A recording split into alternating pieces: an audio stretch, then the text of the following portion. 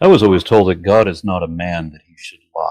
And how do we know that? Well, because it's in a book, compilation of books that are purported to be the Word of God, even though everybody knows that every book of the Bible was written by men who lie. So what does that mean about God? Does God lie?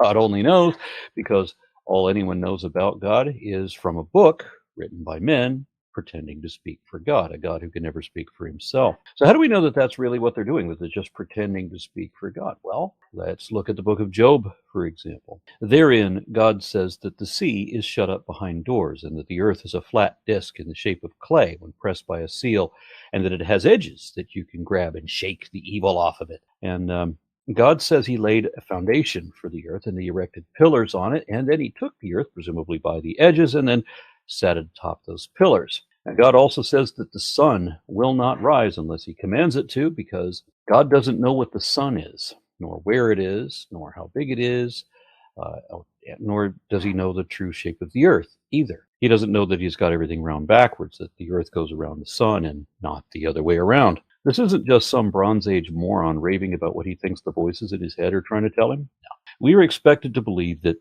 this is God speaking directly to Job in person, albeit disguised as a whirlwind. Because remember that people back then didn't know that air was particulate matter. They thought that air was a supernatural spirit that gave us the breath of life. And when things moved because of the wind or whatever, whether they're clouds or a whirlwind or what have you, then they thought all of that was supernatural and an animating spiritual life force. You really should read the book of Job, and God says some really stupid things in that book. Now, seriously, every argument is so bad and so dumb, they could only be the words of mere fallible men who didn't know anything about the world around them, pretending to speak for God. If it really was God, he would have known better than everything they said there. And no real God could be as stupid as the Bible makes him out to be. But here's the problem. Biblical literalists are also bibliolaters. They worship the Bible as God because they think that to disprove the Bible is to disprove God.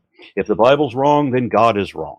They can't distinguish doctrine from deity. So here's the situation. Either God is lying about the disk of the earth, for example, or God is stupid and he doesn't know that the earth is really spherical, in which case this is a very small God who is also lying about having created the earth. Or, and this is infinitely more likely than any other option, the ignorant primitives who wrote that part of the Bible were lying about what God did or said.